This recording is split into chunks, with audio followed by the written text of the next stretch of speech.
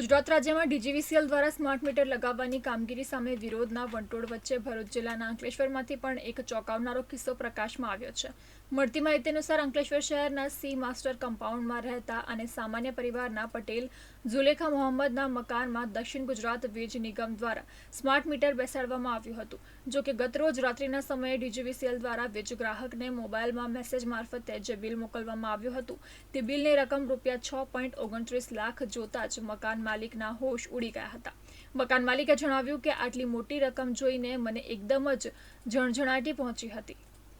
ત્યારબાદ આજરોજ સવારે દક્ષિણ ગુજરાત વીજ નિગમ લિમિટેડની નવી કચેરી ખાતે પહોંચી આ મામલે રજૂઆત કરતા મહિલા અધિકારીએ જણાવ્યું હતું કે આ બિલ સિસ્ટમ દ્વારા બનાવવામાં આવ્યું છે, અમારી કોઈ ભૂલ નથી, પરંતુ સિસ્ટમની ભૂલના કારણે આટલું મોટું બિલ સામાન્ય માણસને આવતા જ પ્રશ્ન ઊભા થાય છે કે સિસ્ટમ કામ કરે છે કે માનવી કામ કરે છે। સમગ્ર ગુજરાતમાં સ્માર્ટ મીટરનો વિરોધ જોવા મળી રહ્યો છે, જે સંદર્ભમાં વધુ એકવાર આટલું મોટું બિલ આવતા લોકોમાં ગભરાટ ફેલાયો છે। જો કે ડીજીવીસીએલની આવી ગંભીર ભૂલના કારણે માનવીય જીવન ઉપર ગંભીર અસર પહોંચી શકે છે।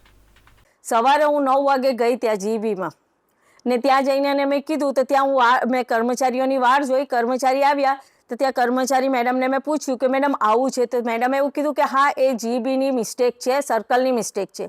તો જો આવી રીતના સામાન્ય માણસને દરેક વખતે આવી રીતના બિલ આવે તો માણસ કેવી રીતના હેન્ડલિંગ કરશે, અને તે ઓન ધ સ્પોટ ભરતા તો પછી ભરે, પણ ઓન ધ સ્પોટ એને તાત્કાલિક એને એટેક આવી જાય એવું આ કામ થઈ ગયું કે જ્યારે વપરાશ ના હોય ને આટલું બધું બિલનું આવી જતું હોય તો આ લોકો શું ધ્યાન આપે છે।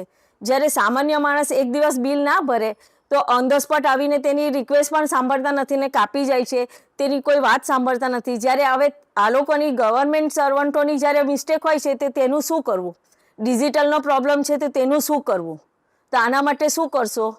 અને આવી રીતના ને હવે આજે મને પણ મેડિકલ ટ્રીટમેન્ટની જરૂર પડી ગઈ તો એના માટે મારે કોને કહેવું ને કોણ મારી ટ્રીટમેન્ટ કરાવશે।